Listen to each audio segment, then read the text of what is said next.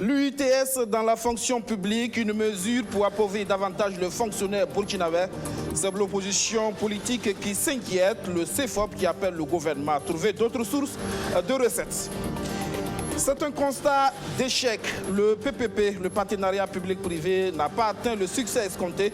Seulement 5% de taux de réalisation. Le gouvernement veut revoir la copie pour 2020. Le sourire, par contre, au ministère de l'Agriculture, le bilan céréalier est satisfaisant. Il y a un excédent de 800 000 tonnes. Le Conseil national de sécurité alimentaire tient son assemblée générale. Voici pour le sommet de ce 9h30. Bonsoir et bienvenue à tous. L'opposition est inquiète de la volonté du gouvernement d'imposer l'UTS, l'impôt unique sur les traitements et salaires aux travailleurs de la fonction publique. C'est une mesure pour appauvrir davantage le fonctionnaire burkinabé, a déclaré l'opposition burkinabé ce matin. Le chef de file de l'opposition politique qui émet quelques réserves sur la nouvelle monnaie de l'UEMOA, l'ECO. Arsène Konitamdi pour les détails. Avant sa naissance prévue en 2020, l'ECO fait des vagues au sein de la classe politique ouest-africaine. Pour le chef de file de l'opposition politique burkinabé, cette monnaie est une avancée symbolique vers l'indépendance financière des pays de la zone UEMOA. L'inquiétude demeure toutefois sur certains aspects, notamment la parité qui demeure inchangée avec l'euro et la participation des autres pays de la CEDEAO. L'opposition politique note que la création de l'ECO est un premier pas symbolique dans l'indépendance monétaire de l'UEMOA. Toutefois, l'arrimage à la même monnaie, l'euro, pose toujours problème. L'autre grande préoccupation, c'est le fait que les pays de l'UEMOA doivent faire en sorte que les autres pays de la CEDEAO puissent entrer dans le projet ECO pour donner à cette monnaie du poids et de l'envergure. L'imposition de l'IUTS, l'impôt unique sur les traitements et salaires aux indemnités et primes des agents de la fonction publique, n'est pas du goût de l'opposition. Cette mesure qualifiée d'impopulaire va réduire le pouvoir d'achat des fonctionnaires selon le CFOP, qui invite l'exécutif à explorer d'autres pistes pour mobiliser des ressources. Ces mesures impopulaires viendront aussi s'ajouter à la taxe sur les automobiles, à l'arrivée de nouvelles plaques d'immatriculation et à la flambée des prix des produits de grande consommation. Il existe bien des niches fiscales qui pourraient rapporter beaucoup d'argent à l'État, sans oublier l'argent perdu dans les fraudes, la corruption, les détournements et autres. Concernant l'affaire Kémi Séba, le CFOP estime que ses propos à l'endroit du président du Faso sont offensants pour l'ensemble des Burkinabés. Pour les conférenciers, le MPP pète ainsi son double jeu vis-à-vis de cet imprévisible activiste de la France. Kémi Séba a manqué du respect à l'ensemble du peuple burkinabé et nous les condamnons fermement. Mais Kémi Séba a dit vrai en parlant d'incompétence, d'inconstance et de manque de fermeté du pouvoir en place. Le régime a cru pouvoir utiliser Kémi Séba comme objet de propagande. Constatons que l'imprévisible Kémi Séba ne peut être réduit à un simple faire-valoir ou à un vulgaire agent de publicité. Le 14 décembre dernier, lors de la rentrée académique du Centre de formation politique du MPP, Émile Paré révélait que le centre avait été financé à hauteur de 300 millions de francs CFA par le Parti communiste chinois. Le CFOP s'indigne contre ce fait. Pour lui, cette pratique est une sorte de patrimonialisation de la diplomatie sino-burkinabé. Ce coup de filet de la police nationale à Bobo Dioulasso, elle a mis la main sur 2 sacs contenant de la drogue, 27 plaquettes de drogue minutieusement dissimulées dans les sacs. Le butin a été retrouvé dans un tricycle de transport mixte. Information donnée à nos reporters du bureau régional lors d'un reportage initié sur le dispositif sécuritaire mis en place par la police en cette fin d'année. Cynthia Tassamedo, Souto Justin Dabiré. 27 plaquettes de cannabis d'un montant d'environ 500 000 francs CFA, c'est le butin saisi à bord d'un tricycle de transport de personnes par la police nationale à la sortie de Bobo sur l'Ast Bobo Ouaga. La saisie a eu lieu au poste de police au moment du contrôle. Le présumé détenteur de la drogue minutieusement enfourné dans 2 sacs d'écoliers a pris la fuite avant même qu'il ne soit démasqué. Lors d'un contrôle à l'entrée, à la sortie donc, de Bobo-Dioulasso en direction de Ouagadougou, sur l'axe Bobo-Ouagadougou, il y a un tricycle qui a été arrêté pour un contrôle, parce que pour un contrôle et aussi pour réprimer le transport des personnes. Et il y avait des gens à bord et tout de suite, il y a à peine on a arrêté le tricycle, on a contrôlé ses documents et on a notifié au conducteur que voilà, il a transporté des personnes. Et quand on a voulu faire la fouille donc du tricycle, il y a un passager qui a sauté du tricycle et puis rentré directement dans la forêt parce qu'il y avait des forêts, il y a une forêt au bord de la route de Ouagadougou et il est rentré directement dans la forêt. Bon, on n'a pas pu l'interpeller, mais quand on a fouillé à l'intérieur, on a constaté que le gars avait transporté de la drogue dans des sacs. Donc c'est pour dire aux gens que nous ne faisons pas les choses par hasard, c'est en connaissance de cause. Ça pourrait être naturellement des armes aussi qui passent de façon inaperçue parce que les gens se disent qu'on ne prête pas attention au tricycle, donc il peut transporter toutes choses d'objets dangereux dans ces engins.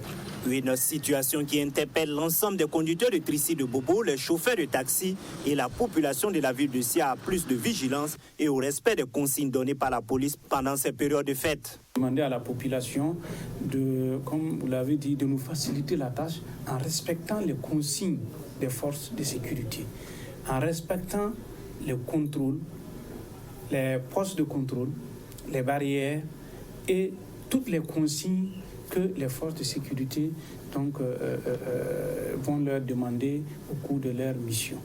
Parce qu'en respectant les consignes, nous nous facilitons la tâche et ça nous permet de lutter efficacement contre l'insécurité. Le dispositif sécuritaire déjà existant a été renforcé en raison du contexte sécuritaire au Burkina Faso. Pour toute sortie, les populations sont invitées à se munir de tous leurs documents d'identification. Les populations doivent s'attendre en tout cas à beaucoup d'activités diverses des forces de sécurité, naturellement les contrôles, les ratissages, etc. Donc sans rentrer dans le détail, ils doivent s'attendre en tout cas à ce qu'il y ait beaucoup de missions. Une fois que vous voulez sortir de vous, le minimum pour une personne et un citoyen responsable, c'est de se munir de ses documents d'identité, des documents de son engin, ou alors de tout ce qu'il possède comme objet, parce que comme si vous êtes détenteur d'une arme, vous devrez détenir aussi les documents par deux. De janvier à novembre 2019, 2297 cas d'accidents occasionnant 41 cas de décès ont été enregistrés dans la ville de Bobo-Dioulasso. Oumarou Sogné invite donc chaque citoyen à la prudence et à la tolérance dans la circulation. Le respect des panneaux de signalisation et des feux tricolores facilitera aussi la tâche des agents de police à quelques jours de la fin de l'année 2019. Annoncé comme la panacée face au problème de mobilisation des ressources pour l'investissement, le PPP, le partenariat public-privé, a été un échec. 94 projets, seulement 5% de taux de réalisation. Mais le gouvernement n'en démord pas. Il revient à la charge de nouveaux projets avec des preuves de garantie de succès. Madina Sienou. Sur 94 projets adoptés en 2016 dans le cadre du partenariat public-privé, 5 projets ont été réalisés sur la période 2017-2018, soit un taux de réalisation d'un peu plus de 5%. Un chiffre largement en deçà des attentes placées dans ce mécanisme de financement. Il y a eu beaucoup d'insuffisances et de difficultés qui ont été rencontrées, parmi lesquelles la non-maturité des dossiers qui avaient été inscrits. Beaucoup de dossiers n'avaient pas d'études de faisabilité. Il y avait un type de PPP qui était privilégié parmi les 94 projets, et c'est les préfinancements. Ce qui n'a pas, en tout cas, été du goût du gouvernement, parce que tout ce qu'on avait comme proposition était, en tout cas, de l'endettement pur et simple, qui alourdissait donc la charge de la dette et qui allait donc déstabiliser totalement nos différents ratios. Donc voilà pourquoi nous n'avons pas pu contractualiser plus de 5. En conclave à Ouagadougou, la commission de partenariat public-privé va dresser le bilan de la mise en œuvre du programme précédent et élaborer un nouveau programme PPP. Ce nouveau programme, validé ce 24 décembre, compte 18 projets. En 2020, ce programme devrait être adopté en Conseil des ministres, mais en attendant, le ministre délégué chargé du budget donne des garanties sur la réussite de sa mise en œuvre. Tirant leçon de ce qui s'est passé lors du programme précédent, nous privilégions des critères bien déterminés. Il fallait que le projet qui est inscrit ait absolument une étude de faisabilité. Et également, on s'est assuré que c'est un projet qui est parmi les axes prioritaires du PNDS. Et pour finir, un critère capital, nous avons privilégié une modalité de PPP. Voilà, écarter vraiment les préfinancements qui alourdissent donc l'endettement de l'État. Et donc nous avons privilégié ce qu'on appelle les BOT. Les BOT, c'est le Build, Operate and Transfer. C'est-à-dire le privé, il construit, il exploite et puis il transfère donc à l'État. 8 ministères au total sont concernés par le nouveau programme de partenariat public-privé. Il s'agit des ministères en charge des affaires étrangères, de l'énergie, des ressources animales et de l'économie, entre autres. Dans ce nouveau programme également, l'État s'engage à construire des bâtiments administratifs en lieu et place des locations qui pèsent sur le budget de l'État. Le grenier de l'État se porte bien selon la ministre déléguée chargée du budget. Le Trésor public burkinabé est à l'heure du bilan. La 21e conférence annuelle des services du Trésor fait l'état des lieux et les perspectives de la supervision des établissements publics de l'État. Alexis Bilemnaba. Le Trésor public et la supervision des établissements publics de l'État, état des lieux et perspectives, c'est sur ce thème que s'est ouverte la 21e conférence annuelle des services du Trésor. L'objectif est de dresser le bilan des activités 2019, mais aussi d'approfondir la réflexion pour améliorer la performance de l'année 2020. Conférence annuelle des services du Trésor, à l'instar donc de certaines réunions qui se tiennent au niveau donc des directions générales de notre ministère, c'est l'occasion pour les services du Trésor et également de leurs partenaires de se retrouver autour d'un thème bien identifié pour approfondir la réflexion et voir dans quelle mesure améliorer donc les performances du Trésor et donc les services rendus par le Trésor dans un domaine bien précis. Et donc en faisant ce bilan, ça lui permet donc de relever les insuffisances constatées et même aussi de faire donc le point de ce qui a été positif et par rapport donc à cela, tirer les conséquences et se projeter dans l'avenir pour assurer au mieux donc cette supervision qui est importante donc pour que ces EPE-là puissent normalement et de manière efficace assurer leur mission de service public. Pour la ministre déléguée chargée du budget, le grenier de l'État se porte bien, mais il est à l'épreuve des besoins sans cesse croissants du fonctionnement. Le grenier se porte assez bien parce que d'année en année, le grenier s'améliore. Voilà, on a beaucoup plus de mobilisation, d'engagement donc des agences chargées de ce recouvrement-là. Et donc, on peut dire que ça se porte bien. Mais malheureusement, quand on compare cela à l'accroissement des besoins de l'État, compte tenu du contexte que vous connaissez, vraiment, c'est avec beaucoup de difficultés que nous gérons la trésorerie et donc que nous développons encore d'autres initiatives pour encore davantage améliorer donc, le contenu de ce grenier. Au regard de l'importance de leur rôle dans la dynamique du développement du pays, le ministère des Finances accorde une attention particulière aux EPE comme le Trésor public.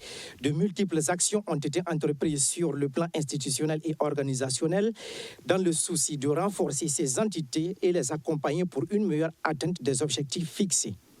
La mobilisation des ressources pour l'investissement, la DGI est à l'avant-garde. La Direction générale des impôts qui tient sa 8e conférence annuelle, la plus grande régie de recettes du Burkina Faso, s'interroge sur son efficacité. Il est question d'analyser les bons et les mauvais points de la mise en œuvre des recommandations des 7 conférences précédentes. Alexis Bilemnaba. Le pari est tenu depuis 2012, cette édition de la CADGI. La conférence annuelle de la Direction générale des impôts est sans interruption. Connaissance des métiers de la DGI, management. À cette 8e conférence, il est question de faire une évaluation de l'organisation des éditions précédentes. c'est l'occasion pour cette direction de passer en revue toutes les recommandations qu'elles ont eu à faire à travers les 7 conférences précédentes et qui ne sont pas des moindres, pour voir ce qui a marché en matière de mise en œuvre et ce qui reste à perfectionner pour pouvoir donc leur donner un nouvel élan, parce que c'est quand même la plus grande régie de recettes du pays qui mobilise à elle seule près de 900 milliards donc, de francs CFA pour les recettes internes. Donc les enjeux sont très grands et je pense que les agents de la Direction générale des impôts sont conscients de cela et vont se pencher vraiment avec efficacité sur cette question. 90% des objectifs assignés sont atteints par cette direction.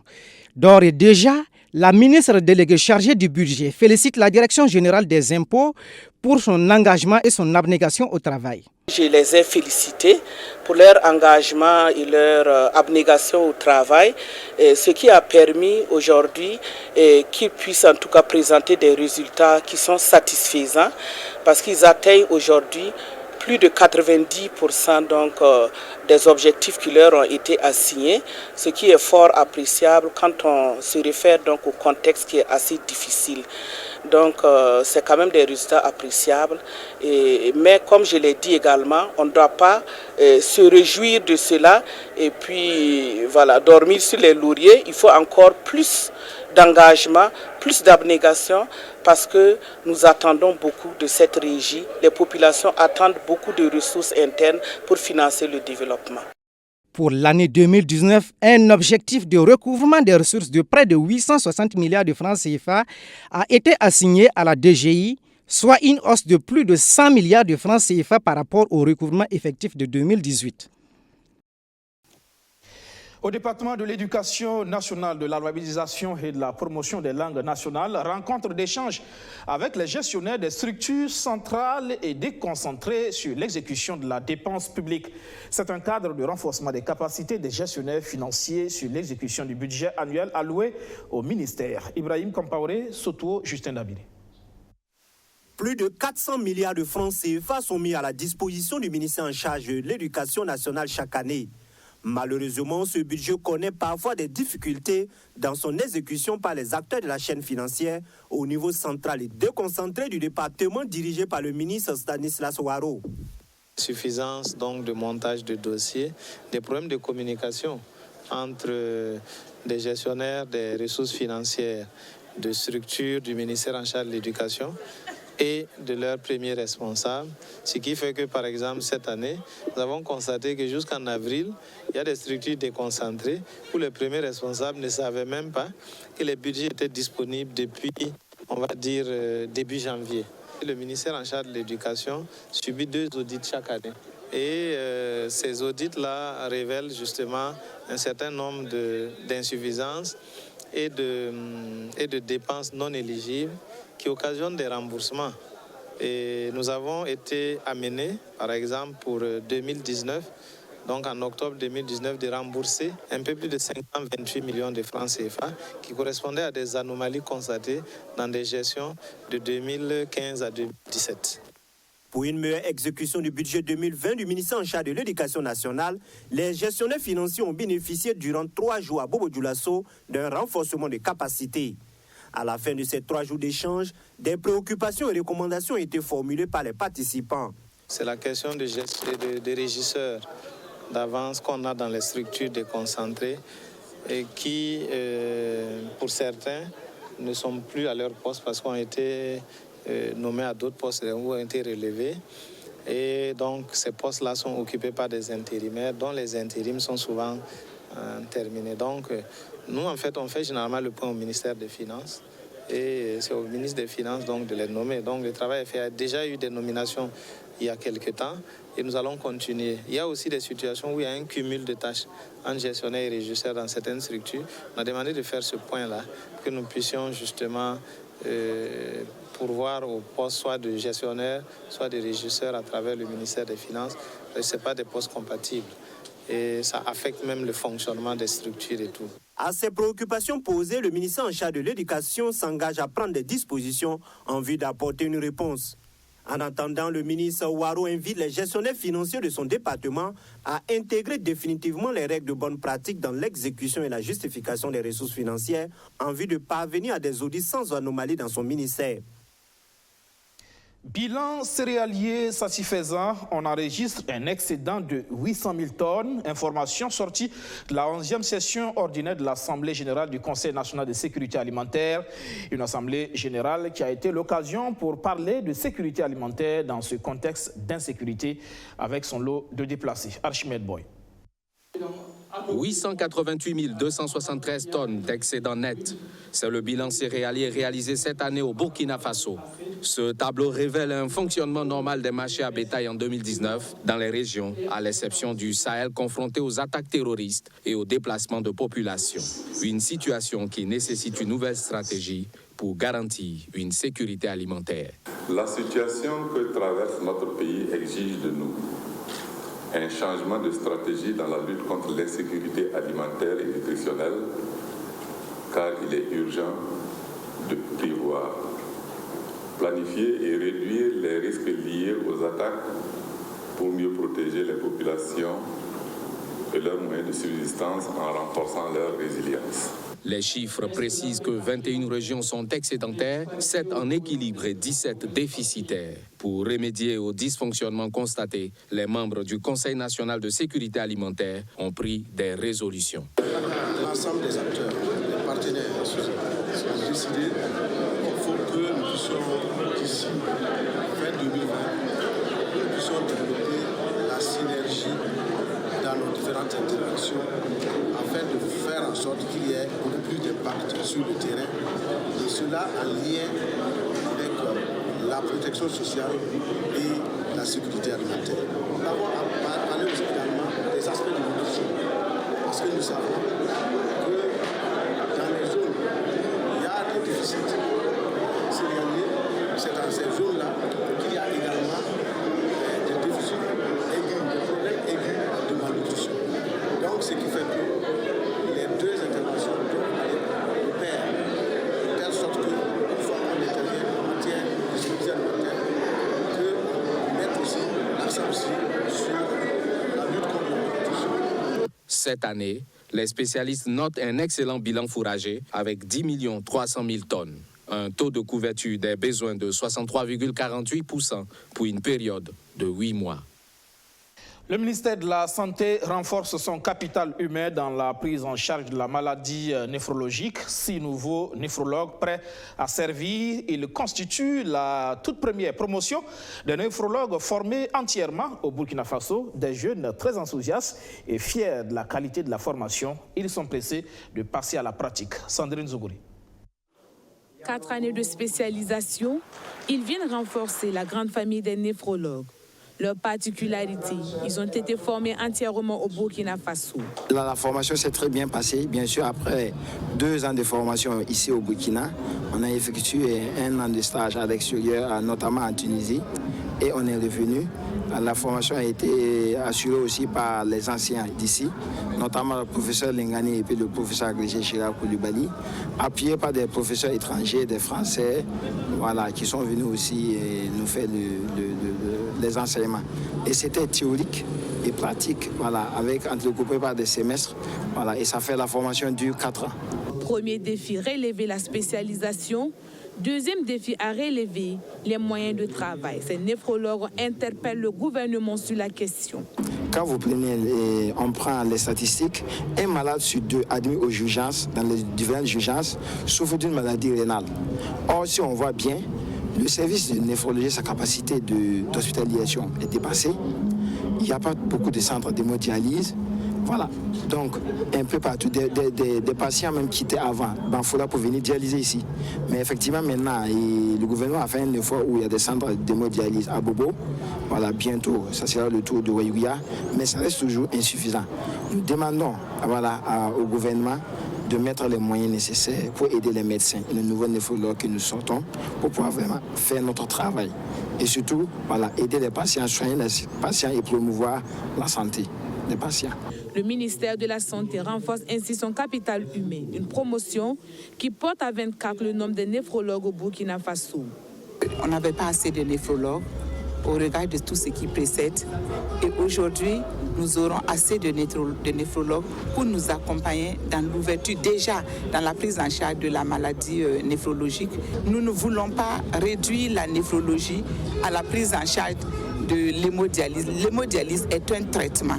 La néphrologie est une discipline qui conduit un diagnostic avant d'aboutir au traitement. Et l'un des moyens de traitement, c'est l'hémodialyse.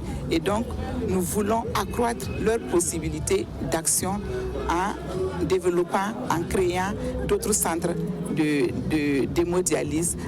Comme nom de baptême, ils se font appeler promotion professeur Adama Lengani. Une manière de rendre hommage aux professeurs qu'ils estiment être un modèle et une inspiration des valeurs prônées par la science humaine. On termine par cette opération de salubrité à Boni, dans la province de Tuy. La mairie, le centre de santé de la commune ont été rendus propres. Une activité qui s'inscrit dans le cadre unitaire d'action de Boni. Majid Bakou. L'enceinte de la mairie et du CSPS de Boni dans la province du Tuy désherbée. Une action de salubrité voulue par GERDES Burkina en collaboration avec la coopération suisse à travers le cadre unitaire d'action. Une initiative appréciée à sa juste valeur par le premier responsable de la commune. Vous avez vu que ce matin, la population s'est mobilisée pour m'accompagner en tant que premier responsable pour que notre cadre de travail, qui est le cadre commun de toute la commune, où tout le monde fréquente, soit propre.